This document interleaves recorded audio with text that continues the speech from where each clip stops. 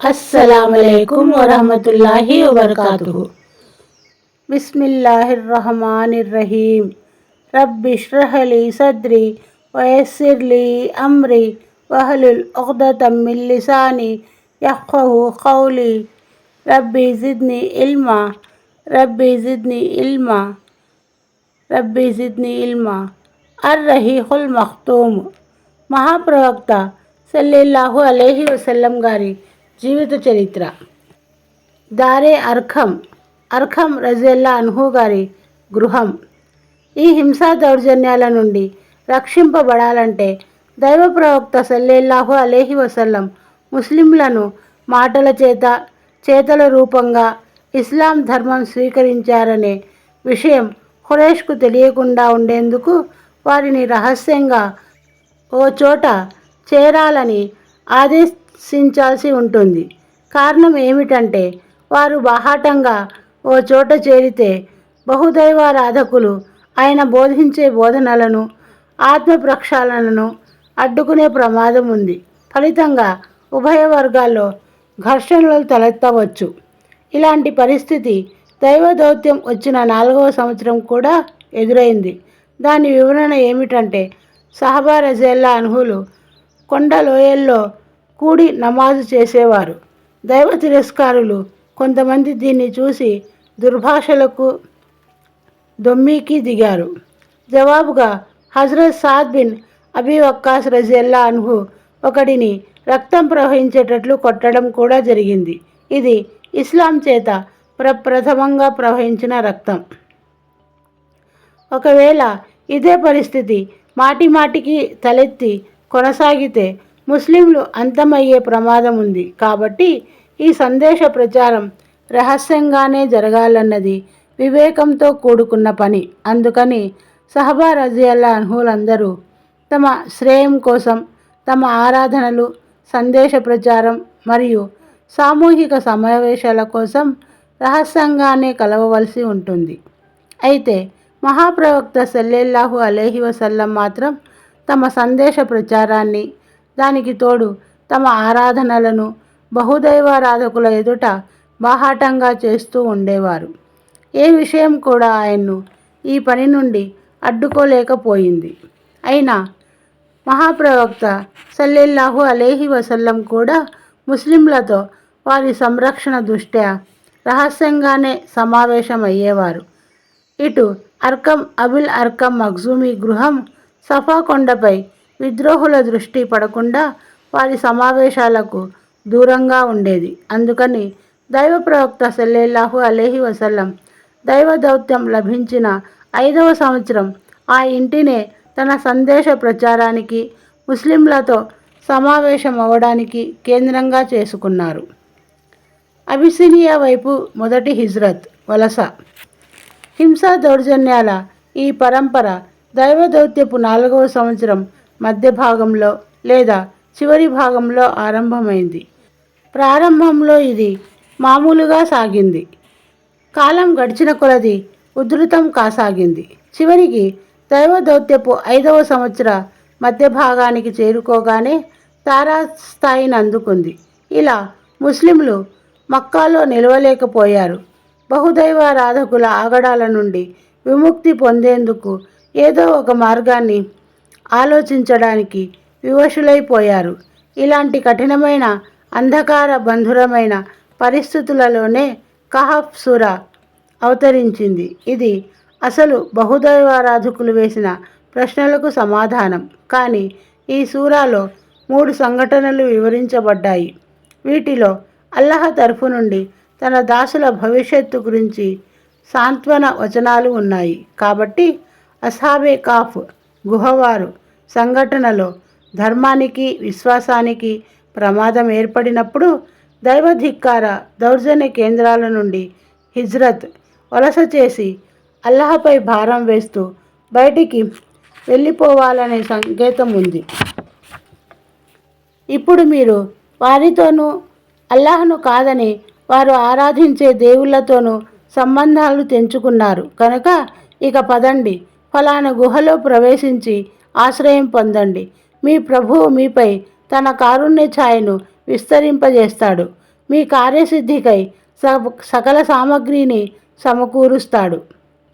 హజరత్ మూసా మరియు ఖిజర్ అలైహిస్సలాంల గురించి వివరిస్తూ, ఫలితాలు ఎల్లప్పుడూ బాహ్య పరిస్థితులకు అనుకూలంగా ఉండవు అని, అప్పుడప్పుడు బాహ్య పరిస్థితులకు భిన్నంగా ఉంటాయని చెప్పడం జరిగింది. కాబట్టి ఈ సంఘటనలో ముస్లింలకు వ్యతిరేకంగా ఏ హింసా దౌర్జన్యాలు జరుగుతున్నాయో వాటి ఫలితాలు కూడా పూర్తిగా భిన్నంగానే బయటపడతాయని, ఈ విద్రోహులు దైవధిక్కారులు ఇప్పుడు విశ్వసించకపోతే మునుముందు వారే దాసోహం అంటూ ముస్లింల ఎదుట తలవొగ్గి వారి అదృష్టం తీర్పుకు ప్రాధాయపడతారు అని భవిష్యవాణి చెప్పడం జరిగింది.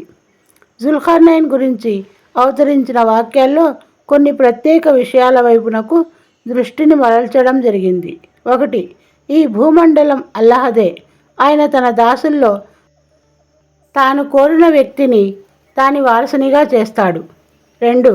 ఈ సాఫల్యం, విజయం విశ్వాస మార్గంపై నడవడం వల్లనే సిద్ధిస్తుంది, దైవధిక్కార ధోరణి వల్ల కాదు. 3.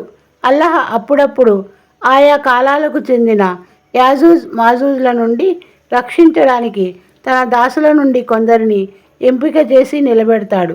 4. అల్లాహకు భయపడే సద్వర్తనులే భూమండల వారసత్వానికి ఎక్కువ హక్కుదారులు. కాఫ్ సూరా తర్వాత జుమర్ సూరా అవతరణ ఆరంభమైంది. అందు హిజ్రత్, వలస వైపునకు సంకేతం ఉంది. అందులో అల్లాహ్ సృష్టించిన ఈ లోకం ఇరుకైనది ఎంతమాత్రం కాదని చెప్పడం జరిగింది. ఓ ప్రవక్త, ఇలా చెప్పు, విశ్వసించిన నా దాసులారా, మీ ప్రభువునకు భయపడండి. ఈ లోకంలో సద్వర్తనను అవలంబించే వారికి మేలు జరుగుతుంది. దేవుని భూమి విశాలమైనటువంటిది. ఓర్పు వహించే వారికి లెక్కలేనంత ప్రతిఫలం ఇవ్వబడుతుంది. అస్మా నజాషి అబిసినియాకు చెందిన న్యాయవంతుడైన పరిపాలకుడైన విషయం దైవ ప్రవక్త సల్లెల్లాహు అలైహి వసల్లంకు తెలుసు. అక్కడ ఎవరిపైనా దౌర్జన్యం జరగదు. అందుకని మహాప్రవక్త సల్లెల్లాహు అలైహి వసల్లం ఉపద్రవాల నుండి తమ ధర్మాన్ని రక్షించుకునేందుకు అబిసినియాకు వలసపోవాలని ముస్లింలకు ఆదేశమిచ్చారు. ఆ తరువాత అనుకున్న విధంగా రజబ్ నెల దైవదౌత్య శకం 5వ సంవత్సరం సహబా రజియల్లా అన్హుకు చెందిన మొదటి జట్టు అబిసినియా వైపునకు బయలుదేరింది. ఈ జట్టులో 12 మగవారు, 4 స్త్రీలు ఉన్నారు. హజరత్ ఉస్మాన్ బిన్ అఫ్ఫాన్ రజియల్లా అన్హు దానికి నాయకులు.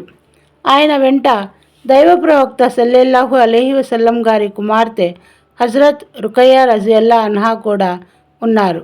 దైవ ప్రవక్త సల్లెల్లాహు అలైహి వసల్లం ఆమె గురించి చెబుతూ, హజరత్ ఇబ్రాహీం అలైహిస్సలాం మరియు లూత్ అలైహిస్సలాం తర్వాత అల్లాహ్ మార్గంలో హిజ్రత్ చేసిన ప్రథమ కుటుంబం అది అని సెలవిచ్చారు.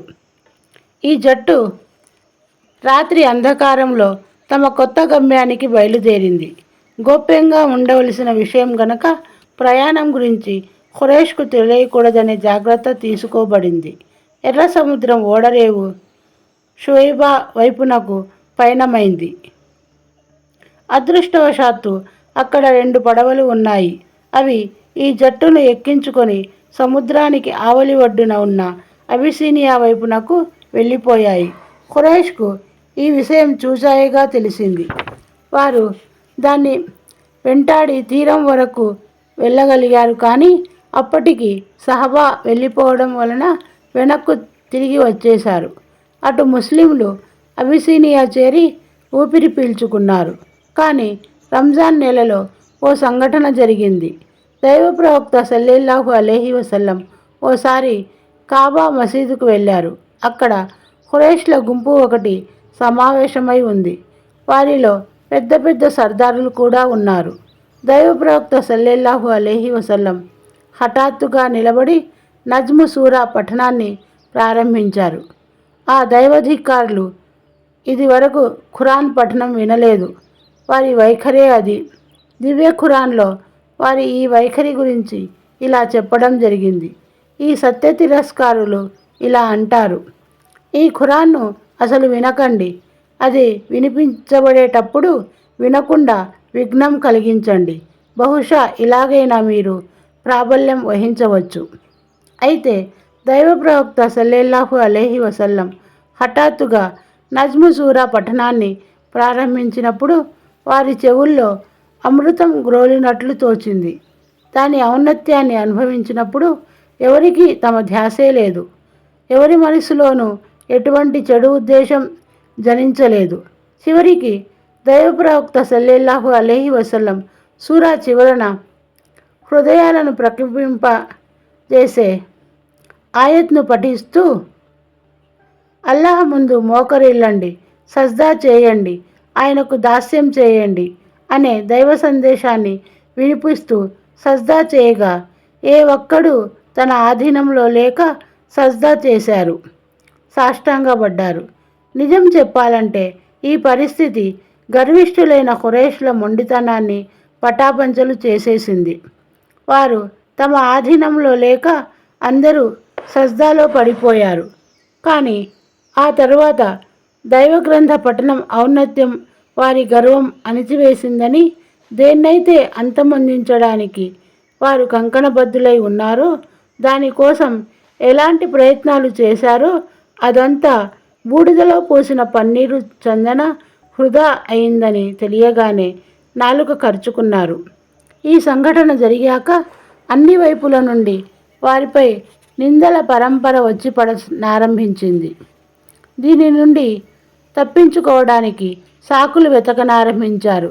చేసేది లేక దైవ ప్రవక్త సల్లల్లాహు అలైహి వసల్లంపై అపనింద మోపుతూ ఆయన వారి విగ్రహాలను గౌరవిస్తూ వీరు మహోన్నతమైన దేవతలు, వీరు మనకు సిఫార్సు చేస్తారు అని చెప్పారని బొంకారు. ఇది పూర్తిగా అసత్య ప్రచారం. దీన్ని వారు అవలంబించింది దైవ ప్రవక్త సల్లల్లాహు అలైహి వసల్లం సజ్దా చేసినప్పుడు తాము కూడా సజ్దా చేశామన్న నిజాన్ని కప్పిపుచ్చుకోవడానికే. దైవ ప్రవక్త సల్లల్లాహు అలైహి వసల్లం గురించి సతతం అసత్య ప్రచారం చేసే వీరు తమను రక్షించుకోవడానికి ఇలాంటి అసత్య మాటల్ని చెప్పడానికి వెనుకాడగలరా?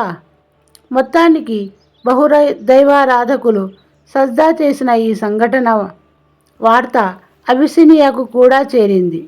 వలస వెళ్ళిన ముహాజిర్లు కూడా ఇది విన్నారు. అయితే వీరు విన్నది అసలు యథార్థానికి భిన్నమైన విషయం.